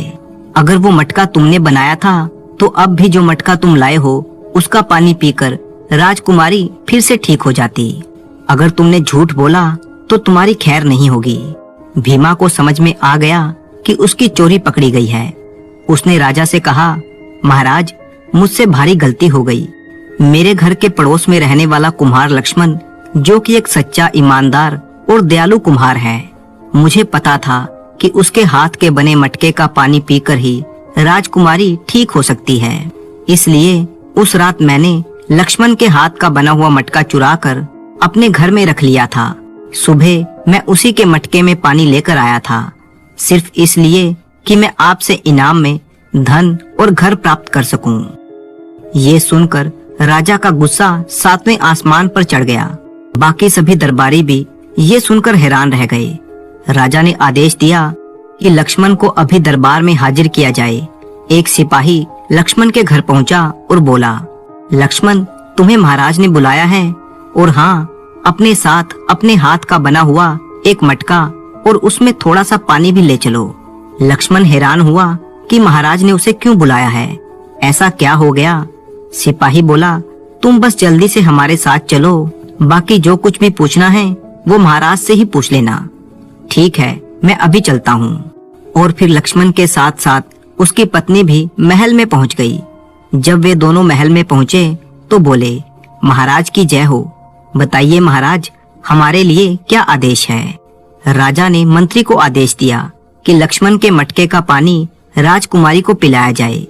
मंत्री ने लक्ष्मण के मटके का पानी जैसे ही राजकुमारी को पिलाया तो वो कहने लगी, पिताजी, इसका एक घूंट पीते ही मेरे शरीर की सारी जलन गायब हो गई। मैं अब बिल्कुल ठीक महसूस कर रही हूँ। राजा ने कहा, लक्ष्मण, जो धन और घर भीमा को दिया गया था, अब वो तुम्हें दिया जाएगा। लक्ष्मण बोला, लेकिन महाराज, मुझे कुछ समझ में नहीं आया। राजकुमारी तो भीमा के मटके का पानी पीकर ठीक हो गई थी, तो वो फिर से श्राप से ग्रसित कैसे हो गई? और इस बार मेरे मटके का पानी पीकर वो फिर से ठीक कैसे हो गई? राजा ने कहा, लक्ष्मण, वो मटका भले ही भीमा लेकर आया था, लेकिन वो मटका तुम्हारे हाथ का बनाया हुआ था। इसके बाद राजा ने सारी बात लक्ष्मण को विस्तार से बता दी। राजा की बात सुनकर लक्ष्मण हैरान था। तब राजा ने कहा, लक्ष्मण, अब तुम अपनी पत्नी के साथ उस घर में जाकर रहना शुरू कर दो, और उस भीमा के बच्चे को तो मैं कठोर दंड दूंगा। लक्ष्मण ने कहा, महाराज, क्षमा कीजिएगा। हालांकि भीमा ने जो भी किया वो ठीक नहीं था, लेकिन वो भी मेरी तरह एक गरीब कुम्हार है। कृपया करके आप उसे कोई दंड ना दें, उसे क्षमा कर दीजिए। राजा ने कहा, लक्ष्मण, सचमुच तुम एक अच्छे और दयालु इंसान हो, इसलिए भीमा जैसा आदमी जिसने तुम्हारे साथ धोखा किया, तुम उसके भी भले के बारे में सोच रहे हो। इसलिए मैं तुम्हारी बात को काटूंगा नहीं, मैं भीमा को क्षमा कर दूंगा। ये सुनकर भीमा ने लक्ष्मण के आगे हाथ जोड़े और उसे धन्यवाद दिया। उसके बाद लक्ष्मण अपनी पत्नी के साथ उस बड़े से घर में आराम से रहने लगा। इतना बड़ा घर और धन मिल जाने के बावजूद भी लक्ष्मण ने अपना कुम्हारी का काम जारी रखा, क्योंकि जो कुछ भी आज उसके पास था वो उसके इसी काम की वजह से था। वो एक बार फिर से अपना काम मेहनत, ईमानदारी और लगन के साथ करने लगा। आज भी उसके घर के बाहर कोई साधु सन्यासी या कोई भिक्षुक आता था तो लक्ष्मण उसे भोजन करवाता और दान में कुछ धन देकर ही भेजता था। दूसरी तरफ भीमा को ये बात समझ में आ गई थी कि बिना मेहनत और ईमानदारी के जीवन में सफलता हासिल नहीं की जा सकती। साल पुरानी बात है, जब एक गांव में सुंदरलाल नाम का एक किसान अपने बेटे रघु और अपनी पत्नी पुष्पा के साथ रहता था। सुंदरलाल और उसका बेटा दोनों छोटी सी जमीन पर खेती किया करते थे, जिससे उनका गुजारा चल रहा था। दोनों बाप बेटा बहुत ही मेहनती थे। एक दिन सुंदरलाल ने अपने बेटे रघु से कहा, बेटा, बारिश का समय आने वाला है, इसलिए जल्दी से चलकर खेतों में बीज बो देते हैं। रघु ने कहा, पिताजी, आपकी बात तो ठीक है, मुझे पूरी उम्मीद है कि इस वर्ष हमारी फसल बहुत ही अच्छी होगी। अपने बेटे की बात सुनकर सुंदरलाल कहने लगा, हाँ बेटा, हम किसान तो इसी उम्मीद पर काम करते हैं। और इस तरह से बाप बेटे दोनों का समय खेतों में निकल गया। सुंदरलाल बहुत ही गरीब था, लेकिन उसके मन में भगवान के प्रति बहुत ही आस्था थी। वो रोज अपने खेतों में जाने से पहले ईश्वर को याद करता और उसके बाद ही काम पर जाता। अपने खेतों में जाने से पहले वो गांव के मंदिर के बाहर बैठे हुए एक साधु महाराज को प्रणाम करके ही जाता था। वो साधु महाराज बहुत ही ज्ञानी और ईश्वर की भक्ति करने वाले थे। सुंदरलाल हमेशा उन साधु महाराज से ये पूछा करता, बाबा, मेरी गरीबी कब खत्म होगी, कब मेरे अच्छे दिन आएंगे? साधु महाराज हर बार उससे यही कहते कि तुम भगवान पर विश्वास रखो, उसके घर में देर है लेकिन अंधेर नहीं है, वो सबकी सुनते हैं और तुम्हारी भी सुनेंगे, और सुंदरलाल तुम्हारी सभी परेशानियों का हल हो जाएगा। एक दिन सुंदरलाल बहुत ही परेशान था। वो अपने खेतों के लिए निकला और अपनी आदत के अनुसार वो सबसे पहले साधु महाराज के दर्शन करने के लिए चला गया। साधु महाराज के पास जाकर वो रोते हुए कहने लगा, बाबा, आप तो सब जानते हैं, इसलिए मेरी परेशानी का हल कीजिए, जिससे कि मैं भी एक सुखी जीवन जी सकूं। साधु ने सुंदरलाल को इस तरह से परेशान देखा तो उस पर बहुत ही तरस आया। साधु ने कहा, बेटा, तुम चिंता मत करो, तुम्हारी सभी परेशानियां बहुत ही जल्दी खत्म होने वाली हैं। जल्दी ही तुम्हारा समय बदल जाएगा, लेकिन तुम रोज की तरह भगवान को याद करते रहना। भगवान तुम्हारी प्रार्थना जल्दी ही सुनेंगे। इस तरह से साधु ने सुंदरलाल को दिलासा दिया तो सुंदरलाल का मन कुछ शांत हो गया। इसके बाद साधु कहने लगा, बेटा मेरी एक बात हमेशा याद रखना, जिंदगी हमेशा एक सी नहीं रहती। आज रात है तो कल सुबह भी होगी, लेकिन तुम अपने मन में कभी लालच को लेकर मत आना, क्योंकि लालच अच्छे अच्छों को बर्बाद कर देता है। इसलिए जो कुछ भी करना सोच समझ कर करना। साधु की बात सुनकर सुंदरलाल कुछ देर तक सोचता रहा और फिर साधु को प्रणाम करके अपने काम पर निकल गया। जब वो खेतों में पहुंचा तो उसका बेटा रघु वहां पर पहले से ही पहुंच गया था। दोनों बाप बेटे मिलकर खेतों में काम करने लगे। दोनों जल्दी जल्दी खेतों की खुदाई कर रहे थे ताकि बारिश आने से पहले बीजों को अच्छी तरह से बो सकें। और इस बार उन्हें फसल अच्छी होने की पूरी उम्मीद थी। दोनों जी तोड़ मेहनत कर रहे थे। उन दोनों को काम करते करते शाम हो चुकी थी। सुंदरलाल जमीन खोद रहा था और उसका बेटा रघु जमीन में बीज बो रहा था कि तभी अचानक रघु को जमीन के अंदर एक चमकीली चीज नजर आई। रघु ये देखकर हैरान रह गया और उसने अपने पिता को जमीन खोदने से रोका और ये बात बताई। उसकी बात सुनकर सुंदरलाल रुक गया और दोनों बड़े ही ध्यान से उस चीज को देखने लगे। देखा तो जमीन के अंदर एक छोटा सा संदूक निकल रहा था। रघु कहने लगा, पिताजी जमीन के अंदर कोई संदूक गड़ा हुआ है। सुंदरलाल ने जब वो संदूक देखा तो कहने लगा, बेटा बात तो तुम्हारी ठीक है, लेकिन ये संदूक यहाँ पर कौन दबा कर गया? खैर जो भी हो, चलो इस संदूक को बाहर निकालते हैं। दोनों ने बड़ी मेहनत से उस संदूक को बाहर निकाला। उस संदूक को देखकर सुंदरलाल कहने लगा, बेटा ये संदूक तो कोई पुराने जमाने का लगता है। सुंदरलाल ने जब उस बक्से को उठाया तो वो मन ही मन में बहुत ही खुश हो रहा था। सोच रहा था कि इसमें जरूर कोई खजाना होगा। और फिर दोनों बाप बेटे ने मिलकर उस संदूक को खोला। जब उन दोनों ने संदूक को खोला तो संदूक के अंदर एक चमकता हुआ हीरा और एक कागज की पर्ची थी। सुंदरलाल खुद तो पढ़ा लिखा नहीं था, इसलिए उसने वो पर्ची अपने बेटे रघु को पकड़ा दी और कहने लगा, बेटा जरा पढ़ तो सही कि इस कागज पर क्या लिखा है। रघु उस कागज को पढ़ने लगा। उसमें लिखा था कि ये हीरा कोई मामूली हीरा नहीं है, ये एक इच्छा पूरी करने वाला चमत्कारी हीरा है। लेकिन एक बात याद रखना, ये हीरा सभी इच्छाएं पूरी कर सकता है, लेकिन मरे हुए व्यक्ति को जीवित नहीं कर सकता। सुंदरलाल ने उतावले स्वर में अपने बेटे से पूछा, बेटा इस पर्ची में क्या लिखा है? क्या ये किसी खजाने का नक्शा है? रघु कागज पर लिखी हुई बात को पढ़कर बहुत ही हैरान था। वो अपने पिता से कहने लगा, नहीं पिताजी, इसमें तो ये लिखा है कि ये चमकदार हीरा सभी इच्छाओं को पूरा करता है। आप जो भी इससे मांगोगे वही आपको मिलेगा। सुंदरलाल ने जब ये बात सुनी तो कहने लगा, बेटा ये किस तरह का मजाक है? क्या कभी ऐसे भी हो सकता है? तुम ऐसे करो, इस हीरे को वापस संदूक में रख दो, क्योंकि इसकी वजह से हमारा काफी समय खराब हो गया है। रघु एक समझदार लड़का था। वो कहने लगा, पिताजी आप जरा रुकिए, हम इस हीरे से कुछ मांग कर देखते हैं कि इस कागज पर लिखी हुई बात सही है या गलत। और फिर रघु सोचने लगा कि हीरे से क्या मांगा जाए।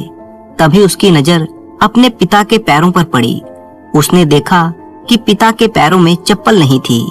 वो कहने लगा, चमत्कारी हीरे, मेरे पिताजी को एक जोड़ा चप्पल दे दो। जैसे ही रघु ने ये कहा तो जैसे चमत्कार हो गया, अपने आप ही नई चप्पल सुंदरलाल के पैरों में आ गई।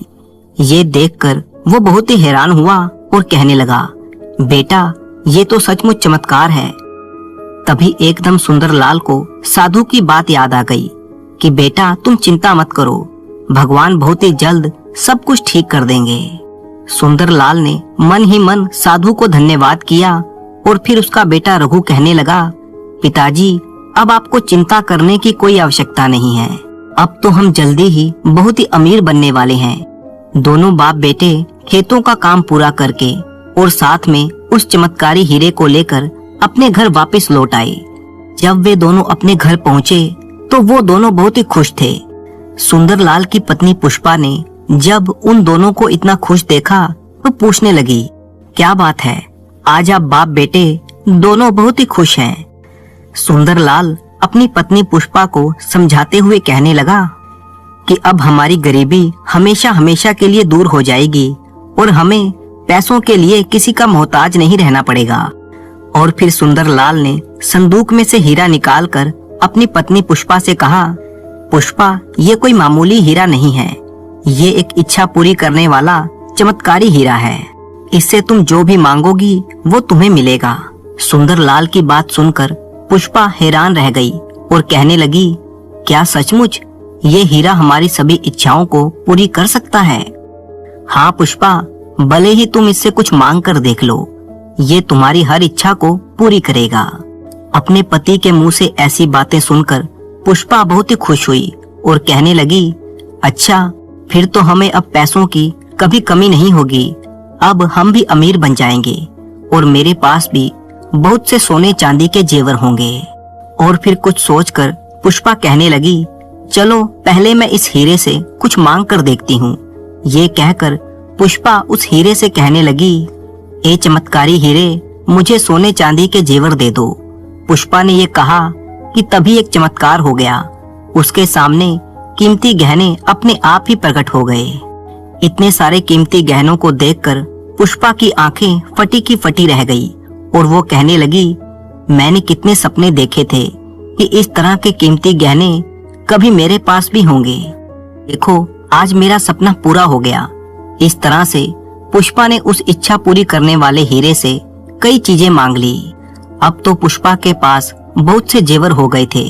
सुंदरलाल मन ही मन बार बार उस साधु को धन्यवाद दे रहा था। इस तरह से कुछ समय के अंदर ही सुंदरलाल के पास बहुत सा धन हो गया। एक दिन सुंदरलाल अपनी पत्नी से कहने लगा, पुष्पा, अब हमारे पास बहुत सा धन हो चुका है, हमें अब किसी चीज की कोई कमी नहीं रही, इसलिए हमें अब इस हीरे को वापस जमीन में गाड़ देना चाहिए। ये सुनकर पुष्पा तमतमा गई और अपने पति से कहने लगी, ये आप क्या कह रहे हैं? भला इतने से हमारा क्या होगा, हमें तो अभी और भी दौलत चाहिए। ये सुनकर सुंदरलाल कहने लगा, पुष्पा, इतना लालच ठीक नहीं है, कहीं इस हीरे की वजह से हम किसी परेशानी में न फंस जाएं। मुझे तो अब इस हीरे से डर लगने लगा है। सुंदरलाल के बार बार समझाने पर भी पुष्पा नहीं समझी और वो हीरे को अपने साथ लेकर दूसरे कमरे में चली गई।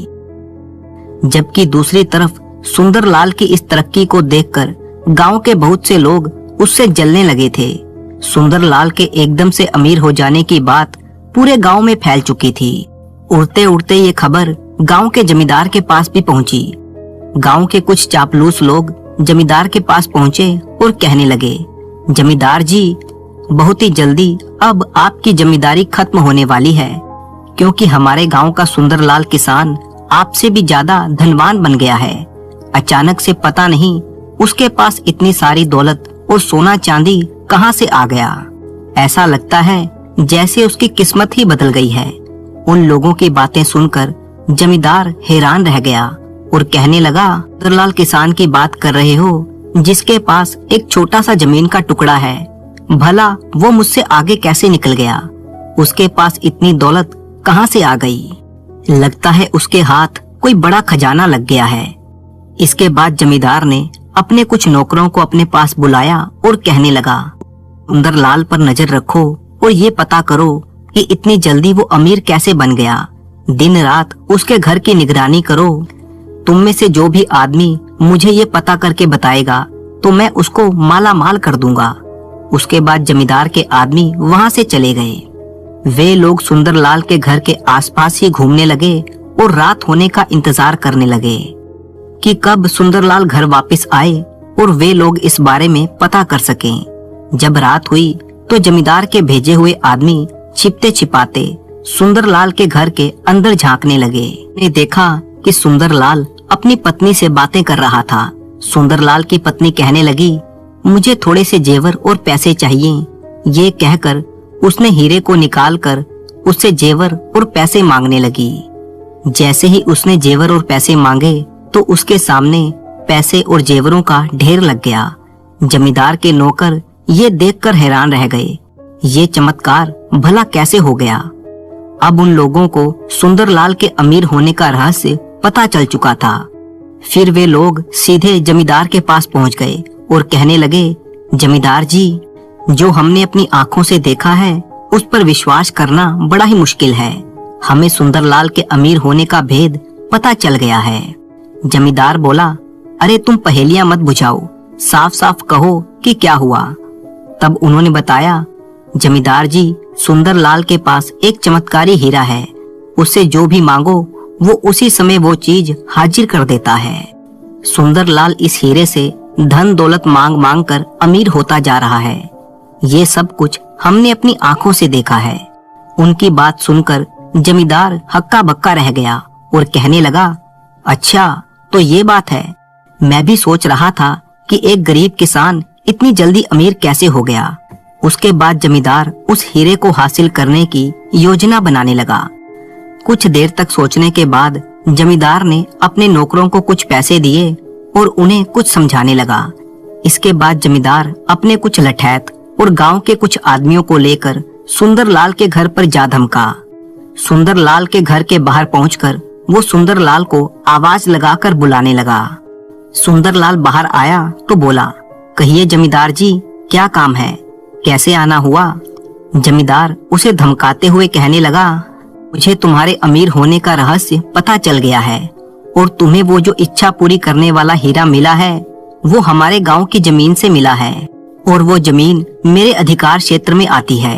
इसलिए गांव के जमींदार होने के नाते अब वो हीरा मेरा है, उस पर मेरा अधिकार है, ना कि तुम्हारा। सुंदरलाल जमींदार की बात सुनकर कहने लगा, वो हीरा मेरा है क्योंकि वो मेरी जमीन से निकला है, इसलिए वो मेरा ही होगा। भले ही वो जमीन आपके अधिकार क्षेत्र में आती है, लेकिन उस जमीन का असली मालिक तो मैं हूँ।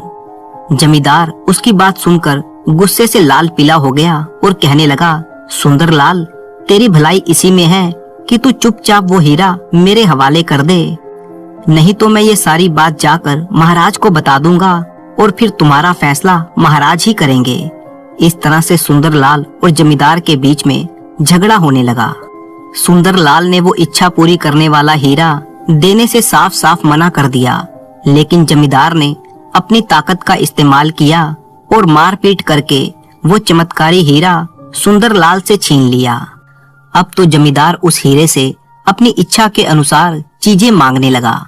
जमींदार जो भी उस हीरे से मांगता, हीरा तुरंत उसकी इच्छा पूरी कर देता। इधर सुंदरलाल ने अपने चमत्कारी हीरे को खोने के बाद राजा के पास जाने का फैसला किया और अगले दिन सुंदरलाल राजा से मिलने के लिए राज दरबार में पहुंच गया। उसने राजा को इच्छा पूरी करने वाले हीरे के बारे में सब कुछ विस्तार से बताया। राजा ने जब सुंदरलाल की बात सुनी तो बहुत ही खुश हुआ और सोचने लगा, ऐसे चमत्कारी हीरे से तो मैं अपने खजाने को और भी बढ़ा सकता हूँ, जिससे मैं इस देश का सबसे धनवान और ताकतवर राजा बन जाऊंगा। फिर कुछ सोचने के बाद राजा ने सुंदरलाल से कहा, क्या तुम सच कह रहे हो कि ऐसा कोई हीरा है जिसने तुम्हें बहुत सारी दौलत और सोना दिया है? सुंदरलाल कहने लगा, हाँ महाराज, ये बिल्कुल सच है। तब राजा ने कहा, सुंदरलाल, तुमने ये बात मुझे पहले क्यों नहीं बताई? तुम उस समय मेरे पास आए हो जब जमींदार ने वो हीरा तुमसे छीन लिया। तुम्हें ये बात याद रखनी चाहिए थी कि इस राज्य में सबसे ज्यादा धन और सोना सिर्फ राजा के पास ही होना चाहिए, किसी गरीब किसान के पास नहीं। और फिर राजा ने अपने मंत्री को बुलाया और उससे कहा, मंत्री जी, तुम सैनिकों को साथ लेकर जाओ और जमींदार के पास से वो चमत्कारी हीरा लाकर मुझे दो और इस सुंदरलाल को चोरी के इल्जाम में कारागार में डाल दिया जाए, क्योंकि इसने हमसे सच्चाई छुपाई है और इसके लिए यही सजा होनी चाहिए। और उस जमींदार को लाकर भी इसके साथ कारागार में बंद कर देना, क्योंकि वो भी चोर है, उसे भी उसके किए की सजा मिलनी चाहिए। राजा की ये बात सुनकर सुंदरलाल घबरा गया और हाथ जोड़कर कहने लगा, महाराज, ऐसा मत कीजिए, मैंने कोई चोरी नहीं की, इसमें मेरी कोई गलती नहीं है, इसलिए मेहरबानी करके मुझे माफ कर दीजिए। अगर मैं कारागार में चला गया तो मेरा परिवार भूखा मर जाएगा। महाराज, मुझे कारागार में मत डालिए। इस तरह से सुंदरलाल ने राजा के सामने कई मिन्नतें की, लेकिन जालिम राजा ने उसकी एक ना सुनी और उसे कारागार में डाल दिया गया। मंत्री ये सब कुछ देखकर बहुत ही दुखी था, क्योंकि वो समझ चुका था कि सुंदरलाल एक बहुत ही भला और ईमानदार आदमी है। जबकि इस अत्याचारी राजा के जुल्मों से सारी प्रजा बहुत ही परेशान है, क्योंकि राजा प्रजा से 2 गुना लगान वसूल करता है और अगर कोई लगान देने से मना करे तो उसे कारागार में डाल दिया जाता है। मंत्री एक अच्छे दिल का आदमी था, लेकिन वो बेचारा मजबूर था, क्योंकि वो कुछ कर नहीं सकता था। और फिर राजा के आदेश पर मंत्री कुछ सैनिकों को लेकर जमींदार के घर जा पहुंचा। अपने घर पर मंत्री को आया हुआ देखकर जमींदार कहने लगा, मंत्री जी, कैसे आना हुआ? आपने मुझे आदेश किया होता तो मैं खुद चलकर आपके पास पहुंच जाता। मंत्री कहने लगा, जमींदार, मुझे तुम्हारे खिलाफ एक शिकायत मिली है और इसलिए मुझे तुम्हें गिरफ्तार करना पड़ेगा।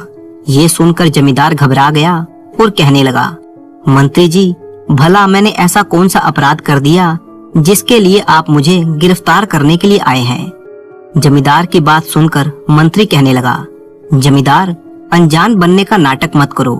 मुझे उस इच्छा पूरी करने वाले जादुई हीरे के बारे में सब कुछ पता लग गया है, जो तुमने सुंदरलाल किसान से मारपीट करके हासिल किया है।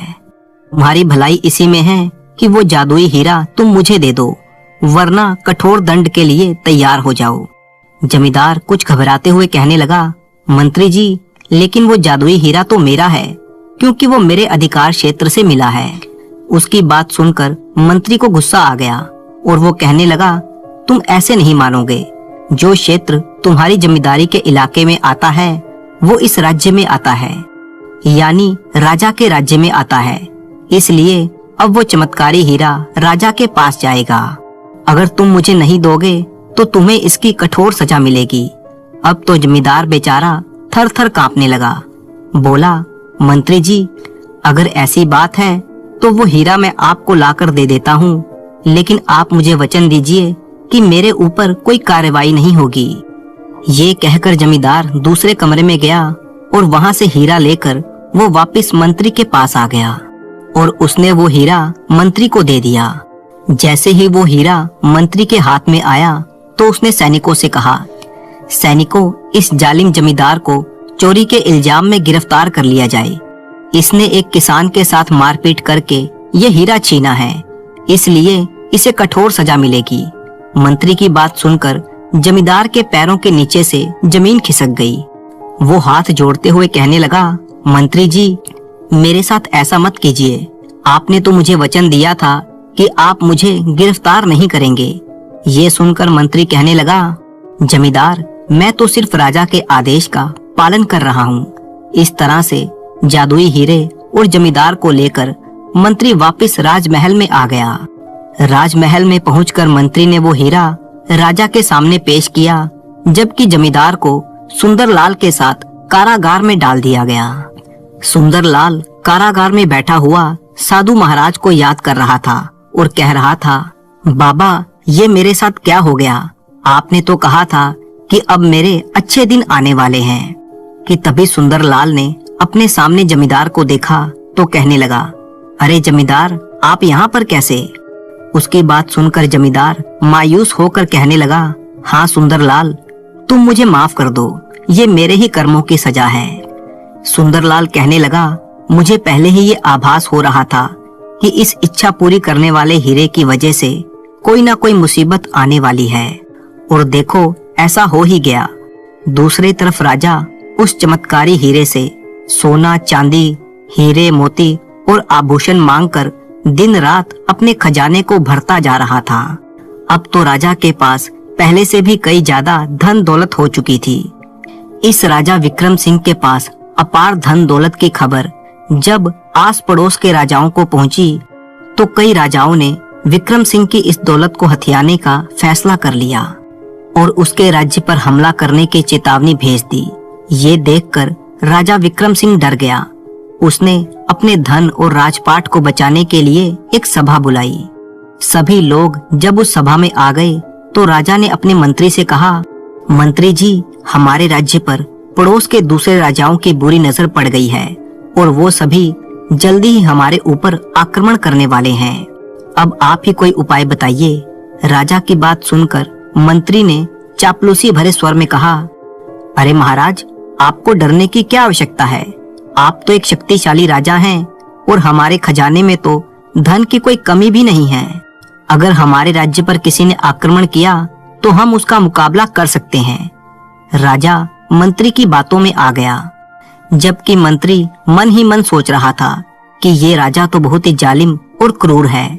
इस राजा के कारण सारी प्रजा बहुत ही दुखी है, इसलिए उसने राजा को गलत सलाह दी थी। अगले दिन पड़ोसी राजाओं ने एक साथ मिलकर विक्रम सिंह के राज्य पर हमला कर दिया और फिर राज्य की सीमा पर बहुत दिनों तक युद्ध चलता रहा। लेकिन पड़ोसी राजाओं के सामने विक्रम सिंह की एक न चली और राजा विक्रम सिंह युद्ध में मारा गया। इसके बाद पड़ोसी राजाओं ने राजमहल पर हमला कर दिया और सारे खजाने को अपने साथ लेकर चले गए, क्योंकि उन्हें सिर्फ खजाने से मतलब था। उन्होंने राज्य की प्रजा के साथ कोई भी अत्याचार नहीं किया और महल का सारा खजाना समेटकर अपने अपने राज्यों को चले गए। अब राजा की मृत्यु की खबर पूरे राज्य में फैल चुकी थी। लोगों ने जब ये खबर सुनी तो सभी लोग खुशियां मनाने लगे, एक दूसरे से कहने लगे कि अब तो हम चैन से जिएंगे। अच्छा हुआ कि हमारा अत्याचारी राजा मारा गया। इस राजा ने तो पहले ही हमारा जीना हराम कर रखा था। राजा की मृत्यु के बाद राज दरबार अब खाली खाली सा हो गया था। किसी भी राज्य को चलाने के लिए राजा का होना बहुत ही आवश्यक है। अब मंत्री और राजपुरोहित दोनों इस सोच में पड़ गए कि अब क्या किया जाए। बिना राजा के राजपाट कैसे चलेगा? तब राजपुरोहित कहने लगे कि प्रजा तो राजा की मृत्यु पर खुशियां मना रही है, क्योंकि वो एक जालिम राजा था। लोगों को उससे छुटकारा मिल गया और हमें भी इस बात का पहले से ही पता था कि हमारा राजा बहुत ही जालिम और क्रूर है। इसलिए अब हमें सोच समझकर किसी ऐसे आदमी को राजा बनाना चाहिए जो ईमानदार हो, नेक दिल हो और जिसके मन में बिल्कुल भी लालच ना हो, जिसके मन में लोगों के लिए दया हो और वो इस काबिल हो कि राज्य की भलाई के काम कर सके। राजपुरोहित की बात सुनकर मंत्री कहने लगा, पुरोहित जी, आपने बिल्कुल ठीक कहा। मैंने भी पुराने राजा के आदेश पर 2 लोगों को कारागार में बंद किया हुआ है। मैं सबसे पहले उन लोगों को कारागार से मुक्त करता हूँ। इस तरह से राजपुरोहित और मंत्री अपने साथ उस चमत्कारी हीरे को लेकर सुंदरलाल के पास पहुँचे। सुंदरलाल के पास पहुंचकर मंत्री ने सारी बात सुंदरलाल को बताई और कहा, भाई, इस चमत्कारी हीरे के असली मालिक तुम हो, इसलिए मैं ये हीरा तुम्हें वापस लौटाता हूँ। और फिर सुंदरलाल और जमींदार को कारागार से आजाद कर दिया गया। मंत्री से सारी बातें विस्तार से सुनकर सुंदरलाल कहने लगा, मंत्री जी, किसी ने सही कहा है, लालच का यही अंजाम होता है। इसी लालच के कारण मैं अपने परिवार से अलग हुआ। यही लालच हमारे राजा विक्रम सिंह की मृत्यु का कारण भी बना और इस सारे फसाद की जड़ ये इच्छा पूरी करने वाला चमत्कारी हीरा है। अभी के अभी इस जादुई हीरे को पानी में बहा देता हूँ, ना रहेगा बांस, ना बजेगी बंसुरी। ये कहकर सुंदरलाल ने वो जादुई हीरा लिया और उसे नदी में बहा दिया। मंत्री और राजपुरोहित ने जब ये देखा तो मन ही मन वो बहुत ही प्रसन्न हुए, क्योंकि उनकी नजरों में अब सुंदरलाल की इज्जत और भी बढ़ गई थी। उन्हें सुंदरलाल एक बहुत ही भला और नेक दिल इंसान लगा। उन्होंने सोचा कि सुंदरलाल जैसा ईमानदार आदमी ही हमारे राज्य के लोगों की भलाई के काम कर सकता है, यही राजा बनने के योग्य है। और फिर उन दोनों ने सुंदरलाल को उस राज्य का राजा बना दिया। उस राज्य में सभी लोग खुशी खुशी अपना जीवन बिताने लगे, क्योंकि सुंदरलाल अपनी प्रजा का बहुत ही ख्याल रखता था। अपनी प्रजा के सुख दुख में वो उनकी पूरी सहायता करता था। उसने अपने पूरे परिवार को अपने साथ राजमहल में बुलवा लिया और फिर वे सभी एक सुखमय जीवन बिताने लगे।